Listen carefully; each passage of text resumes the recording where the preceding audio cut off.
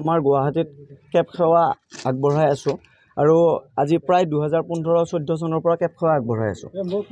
এতিয়া আজি খুব বেছি নহয়, আজি 3-4 বছৰৰ পৰা ধৰি মুছলিম, হিন্দু, শিখ, ইছাই এই যিটো বিবাদ, এই প্ৰপগেণ্ডাটো খুব আমাৰ কেব চালকৰ মাজতো আহি পৰিছে। এতিয়া যদি আমি নিজকে না মুছলিম বুলি চিনাকি দিওঁ, না মিয়া বুলি চিনাকি দিওঁ, না বাংলাদেশী বুলি চিনাকি দিওঁ, এটা খুব আৱেগ ভৰা কথা আমাৰ মাজত হৈছে। তাৰ কাৰণটো হৈছে, এতিয়া মই যদি চিনাকি দিওঁ মই এজন গৰীয়া, এতিয়া আমাৰ অসমৰ, মই অকল গুৱাহাটী নহয়, আমাৰ অসমৰ মানুহেই নাজানে যে গৰীয়াসকল হয় ক'ৰ, আহিল কেতিয়া, কিয় হ'ল গৰীয়া। এতিয়া অকণমান আমি ইতিহাসৰ ফালে গুচি যাওঁ, চিম্পুলভাৱে গোটেই অসমৰ মানুহে জানক, অসমৰ জনসাধাৰণে জানক, আমাৰ ফেচ কাটিং, আমাৰ ভাষা, আমাৰ সাজপাৰ, ৰান্ধোন পিন্ধোন কিয় একে, হিন্দু সমাজ, অসমীয়া হিন্দুসকলৰ লগত কিয় একে, সেইখিনি কথা প্ৰথম জানি লোৱা উচিত।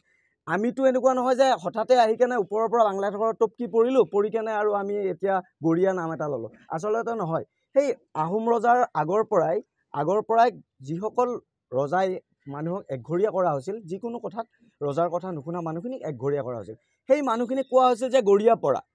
কাল পৰ্যায়ক্ৰমে 16শ শতিকাৰ পাছত সেই মানুহখিনি মুছলমানলৈ লাহে লাহে ধৰ্মান্তৰ কৰিছিল আৰু ধৰ্মান্তৰ কৰাৰ পিছত গৰীয়া পৰাৰ পৰা নামটো আনুষ্ঠানিকভাৱে গৰীয়া বুলি নামকৰণ কৰা হয়। এইখিনি মানুহ হ'ল গৰীয়া। আৰু তাৰপিছতে এতিয়াও আছে, বহুত ডিষ্ট্ৰিক্টত আছে, আপোনাৰ দৰং ডিষ্ট্ৰিক্টৰ চিপাঝাৰৰ বিশেষকৈ মাৰৈৰ মানুহখিনি আজিৰ পৰা প্ৰায় 150 বছৰ আগতে হিন্দুৰ পৰা কনভাৰ্টেড হৈছিল। আপোনালোকে জানে মাৰৈ যি নাম, মনসা পূজাৰ আন এটা নাম মাৰৈ পূজা, আৰু সেইখন গাঁৱৰে ময়ো এজন বাসিন্দা। বিশেষকৈ মই গৌৰৱ কৰোঁ, যিয়ে নহওক ধৰ্ম ক্ষেত্ৰক লৈ মানুহ এজনক আজি কেব চালকৰ মাজত যিটো বিভ্ৰান্তি গোটেই অসমতে, এই প্ৰপগেণ্ডা যিবিলাকে এই প্ৰপগেণ্ডা সৃষ্টি কৰিছে বা এই প্ৰপগেণ্ডা প্ৰচাৰ কৰি আছে, সেইসকলক অতি সোনকালে কৰায়ত্ব কৰিব লাগে। আচলতে চৰকাৰে কি প্ৰপগেণ্ডা, যদি চৰকাৰে কৰিছে তেতিয়াহ'লে এইটো নিন্দনীয় কাম, আৰু যদি চৰকাৰে কৰা নাই ব্যৱস্থা মানে এতিয়া হেমেন তালুকদাৰৰ ওপৰত আমি জানি লওঁ, যদি সঁচাকৈ আমাৰ মুখ্যমন্ত্ৰী ডাঙৰীয়াই কিবা গোপনভাৱে আলোচনাত মিলিত হৈ কেনে এনেকৈ যদি হিন্দু চালকসকলক দিছে, তেতিয়াহ'লে মানে আমি ৱেলকাম জনাইছোঁ, ভাল কথা। তেতিয়াহ'লে আমাৰ কাৰণে যদি একো নাই, যদি আনকনষ্টিটিউচনেল তেওঁ কিবা এটা কৰিব গৈছে, তো জানিবতো লাগিব। এনেকৈ মনে মনেতো দিলেতো গম নাপাওঁ। আমি বিজ্ঞাপন দিয়ক, তেখেতে অপেন বিজ্ঞাপন দিয়ক যে হয় আমি হিন্দুৰ কাৰণে এই 2 লাখ টকাকৈ দি আছোঁ, আমি এতিয়া একো গম পাওঁ। কিন্তু মোৰ কথাটো এইটোৱেই, যিয়ে নহওক কেব চালকৰ আজি 4-5 বছৰ 10 বছৰ ধৰি বহুত ধৰণৰ অভিযোগ উঠি আছে, কিন্তু আমাৰ অসমীয়া মুছলমানখিনিক আপোনালোকে বাৰে কিয় টাৰ্গেট কৰি ল'ব? আমি কি মানে পেলাই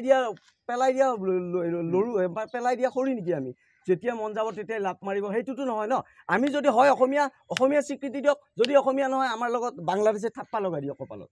সদায় আমি সন্মুখীন হৈ যাওঁ। আজি এনেকুৱা হয়, ট্ৰিপ এটা কেঞ্চেল কৰি দিয়ে আলী আহমেদ পালে।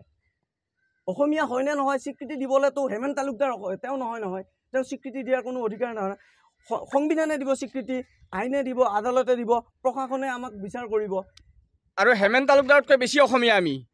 আৰু এইবিলাক গৰীয়া মৰীয়া যিকোনো ক্ষেত্ৰত এইবিলাক বস্তু সদায় যাব, অলপমান ভিতৰভাৱে জানিব লাগে, জানি কেনে কথাবিলাক কওক। যদি আমি হয় তেতিয়াহ'লে আমাক কৈ দিয়ক একেবাৰে। হ'ব, ঠিক আছে।